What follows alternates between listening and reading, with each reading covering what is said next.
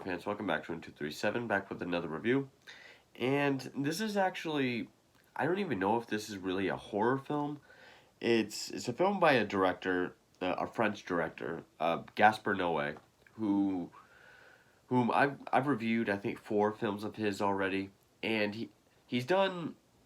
I know Climax is a horror film. I think Irreversible is as well. But even when he doesn't do horror films, he's known for having very controversial, very confrontational content within his stories and films that a lot of times work better as horror films.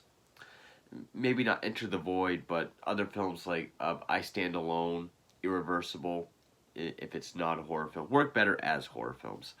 I know Climax is, and this can be seen as a horror film too, I guess. I think all his films are just seen as experimental art films that they could kind of be any genre. But I know Climax is horror, and Climax and Irreversible are both tied for what one might be my favorite, at least of his. This is not his most recent film, but it it is the last one to be released, and is 2019's Lux Æterna, which it premiered at Cannes in 2019, and then it was supposed to premiere at some other festivals.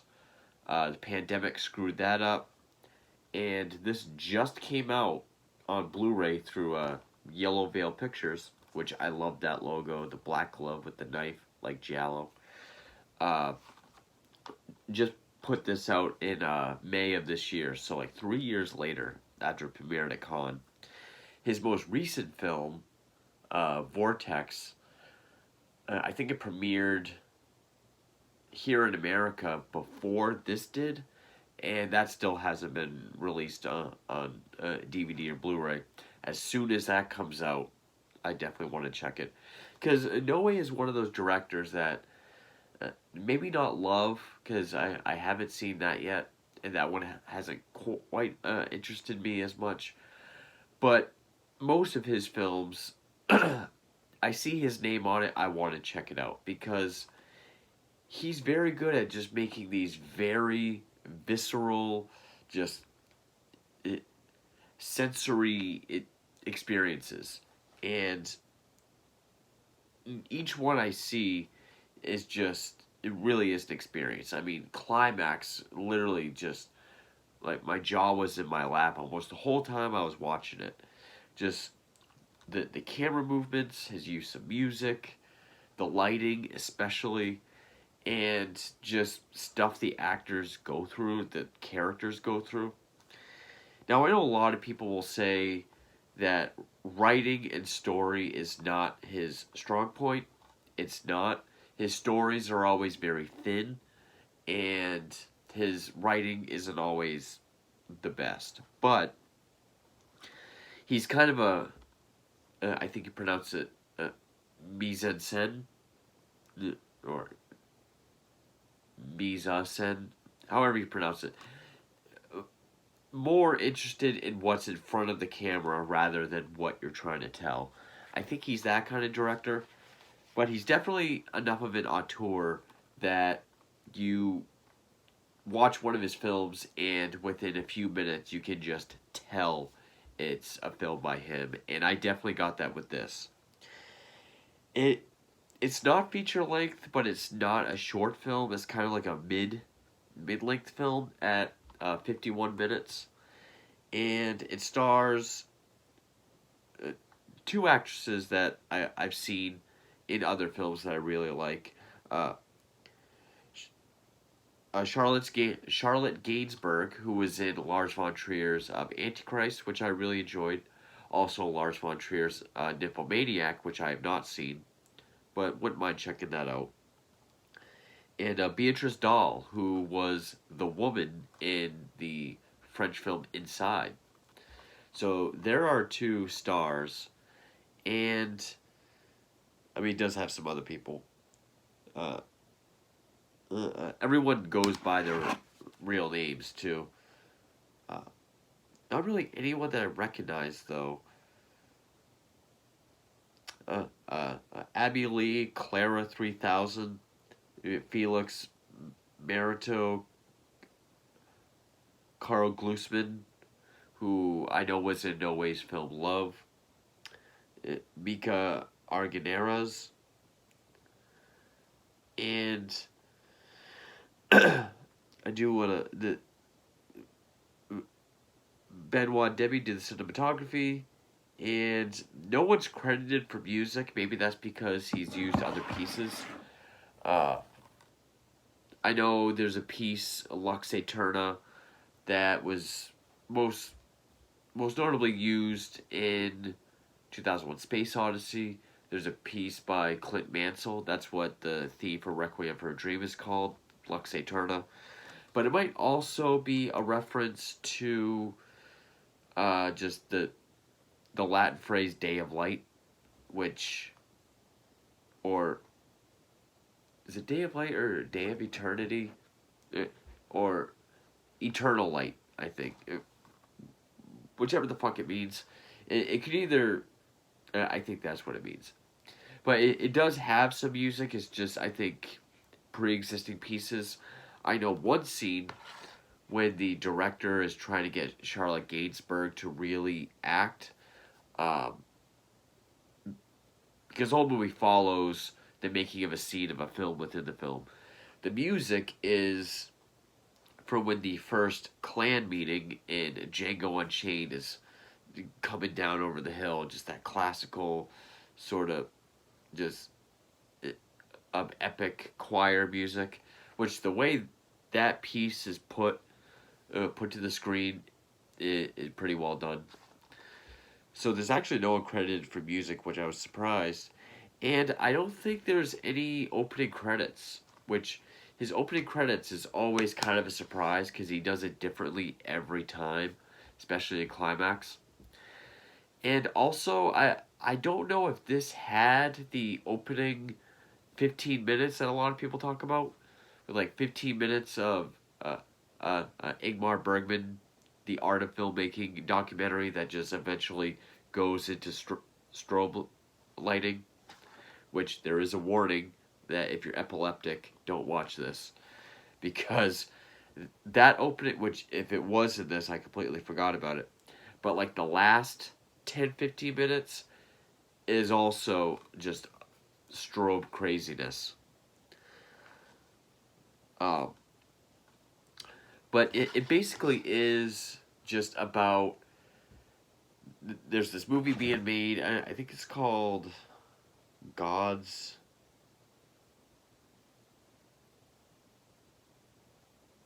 God's Craft, where Charlotte Gainsbourg and Beatrice Dahl are playing fictional versions of themselves. Charlotte is the lead actress. Beatrice is the co-director. And they're trying to get ready for the scene where the witches are being burned at the stake. And everything is just going to shit. It is supposed to be just this kind of depict the chaotic nature of filmmaking while through the lens of Gaspar Noé. So it's really intense and really just insane. Kind of like the movie 8.5 through acid, like a psychedelic version of that. Because I know Noé does do kind of tell things through a very psychedelic way, especially with his lighting and camera angles. But even before that, there's like a little montage of 20s and 30s kind of mockumentary or faux documentary films about witches and witchcraft, including Hexen, which I've reviewed, and I love that film. Also, what's the name of that one?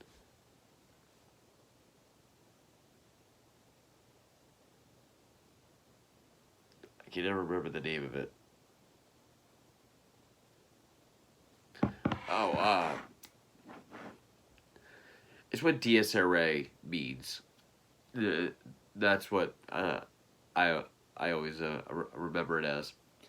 Which has the famous scene of the old witch being dropped into the fire. So it kind of has that showing that witchcraft is, I guess, trying to link it with those films as well, because this is shot in like a very behind the scenes kind of way. And then throughout the film, we get all these quotations from very influential directors, such as Louis Buñuel, Fistbender,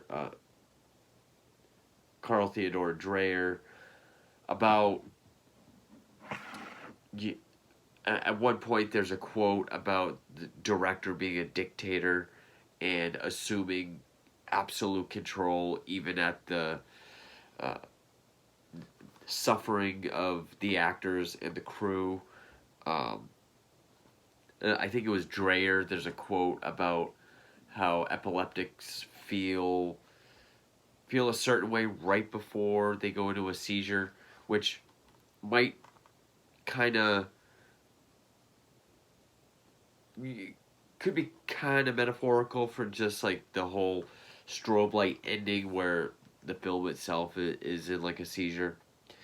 But even from the first actual scene where we just have Beatrice and Charlotte talking to each other about past experiences on film, this overhead shot, which I noticed No Way does use a lot, especially during dialogue scenes, and kind of just talking about demeaning or uncomfortable things they've done in previous films. And then also, pretty much throughout the rest of the film, it's shot in split screen.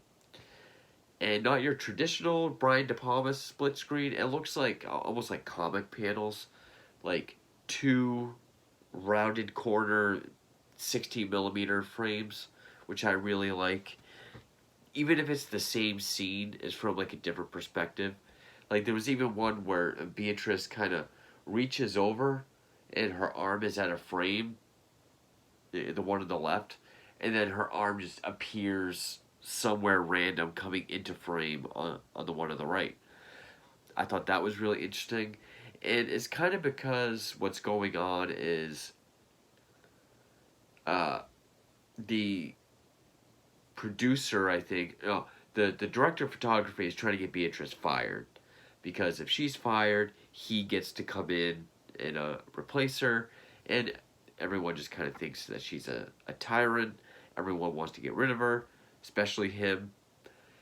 And so they're just trying to make her crack. And they have this behind the scenes guy just constantly following her with a camera interface. That's one screen that we get. And then the other one is just kind of what's going on. And from there, just the whole production goes to hell. And I I really enjoyed it. This I've read some reviews where people think it's kind of a regression for No Way. In a way, I can see that, but I feel like that's maybe more just because of the runtime. I would say this has more of the, which I know a lot of people are going to call this pretentious, but he does use quotations in a lot of his films, but I would agree this one feels more like the pretentious film student film rather than all his other ones, more so than his other ones. Like really taking almost kind of making a cautionary tale of, what the industry of filmmaking is like. Because everyone involved is shown in the worst light, even all the way down to like the hair and makeup people, where they just tell the actors how terrible they look and how they could look better. Uh, Actors and the actresses being very difficult to work with, or kind of demeaned. Like the only one that speaks English is mad that her tits are exposed in this one top that she has to wear.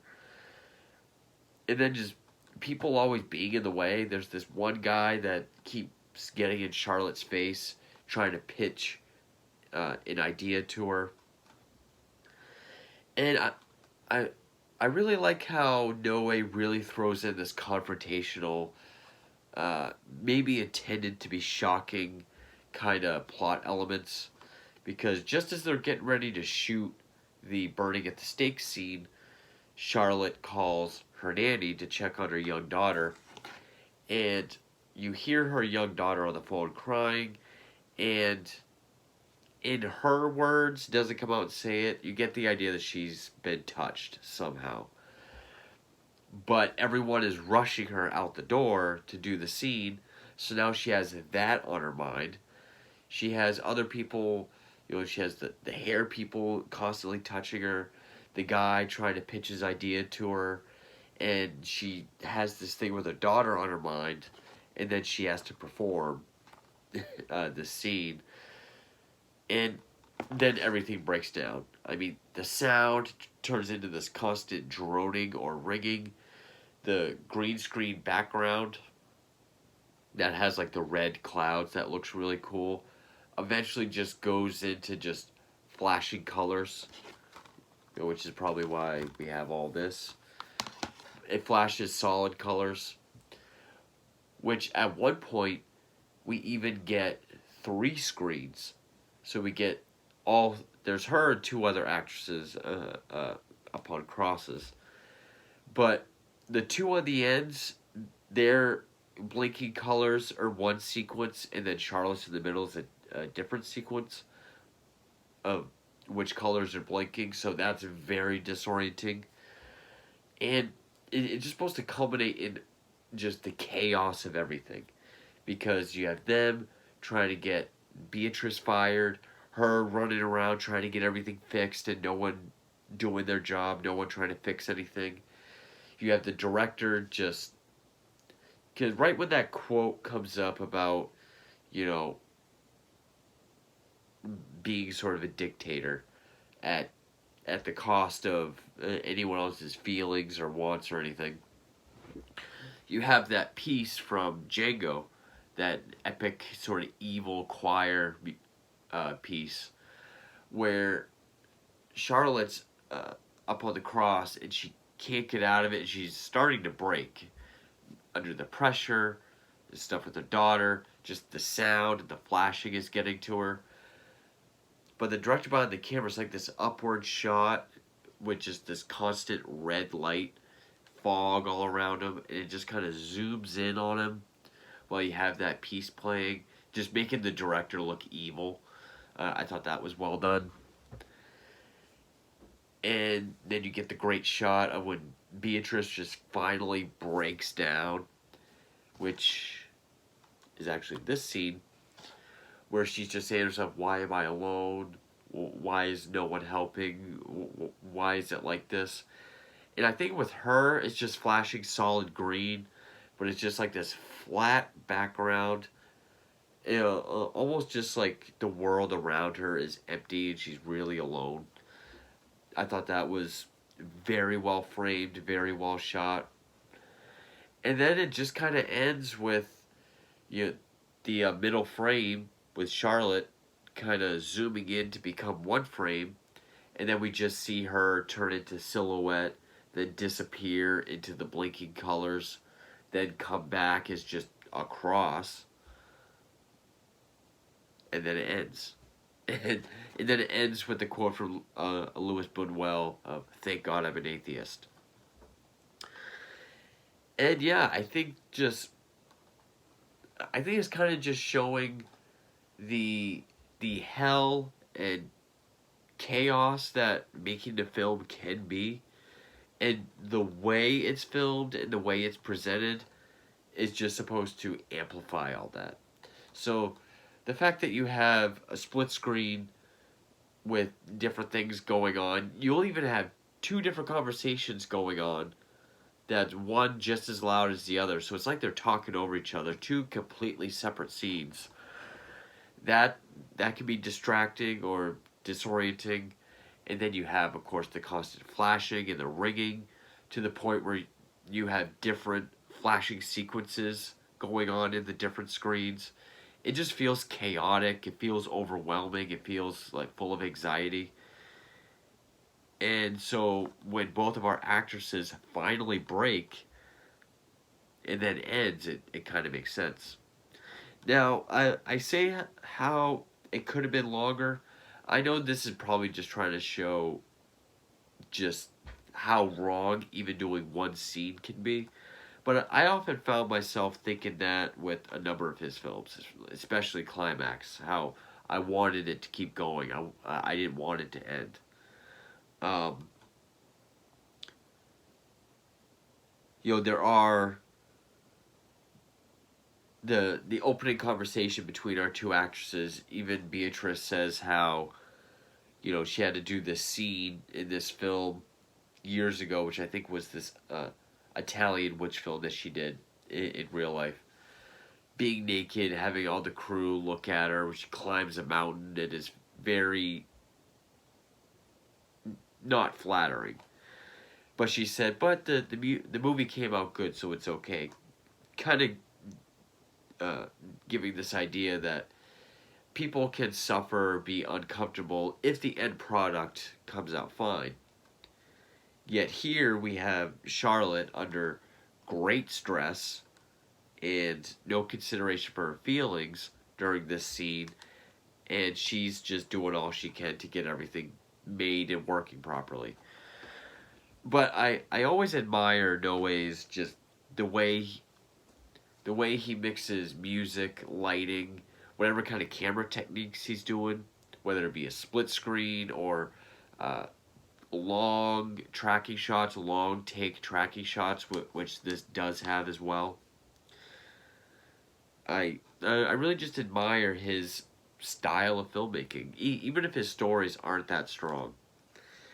And yeah, I'm sure people will say it's ultra pretentious because whether it shows the older documentaries, like it's trying to be part of that group as well, or with all the quotations and the split screen and just everything else he does artistically. Uh, is this one of my favorite films of his? No, I'd probably say I liked this more than Enter the Void. I thought Enter the Void was it got to be tedious after a while, but even with how short it was, I still thought it was an intense, very interesting, well made piece, and I really did enjoy it. So now that this finally came out just 3 months ago, hopefully we'll get Vortex soon because I've been wanting to see Vortex. But yeah, that is Gaspar Noé's Lux Æterna. Thank you for watching.